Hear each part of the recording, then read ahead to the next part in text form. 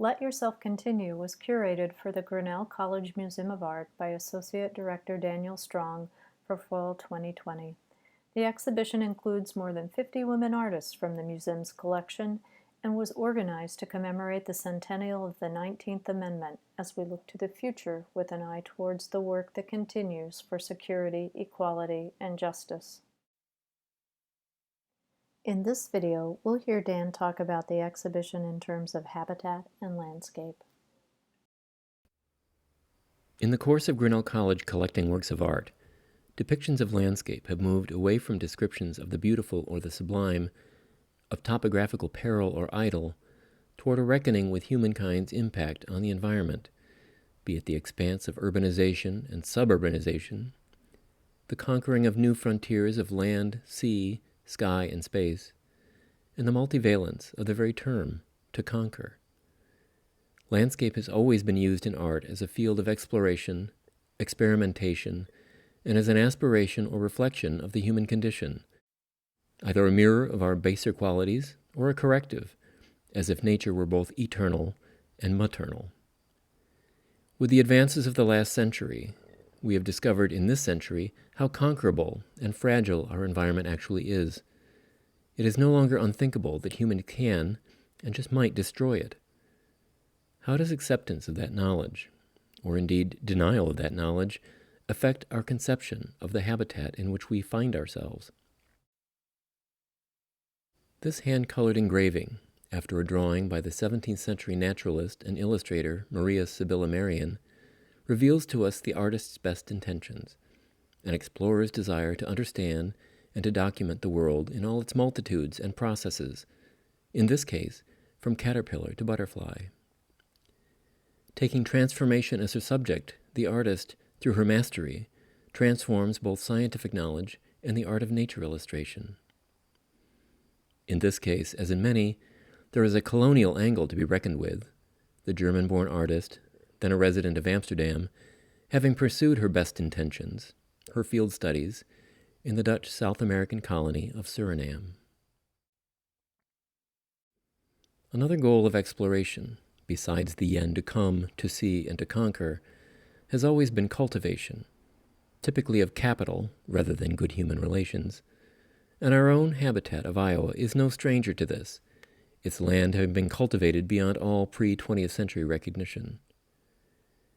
When the museum commissioned the artist Sandy Skoglund to create an installation for us in 2001, she drew on her Iowa experience, having attended the University of Iowa, to select corn as her primary ingredient in this photograph, called Raining Popcorn.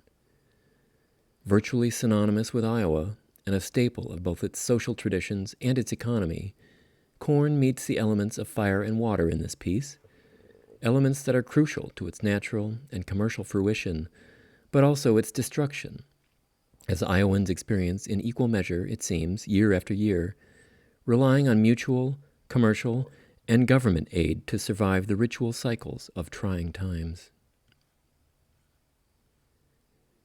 Linda Schwartz explores the elements of earth and water in both its natural and human-influenced presence in American life in this print, titled Crossword 3.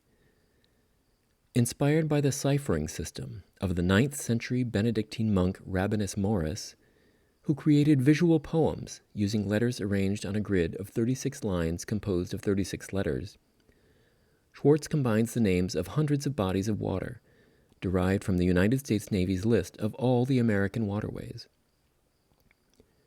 She sets this exercise of precision, control, and order against fragments of topographical maps, another human endeavor that provides a comforting semblance of control and order of the natural world, the hubris of which is routinely, disastrously laid out before us when the topography quakes and the waters inexorably rise. Catherine Opie is a pioneering artist in the LGBTQ community and will be featured in an exhibition of queer artists at the Grinnell College Museum of Art in spring 2021. Yet her work is as celebrated for its diverse subject matter as for its activism and penetrating insight into the American physical and cultural landscape.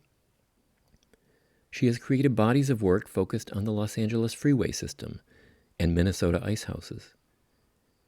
Here is an example of her study of California surfers. She's not interested in action shots, however, but in the skill, intuition, and above all, the patience required when testing one's mettle against natural forces. Despite their dramatic feats of daring do, surfers spend much of their time waiting.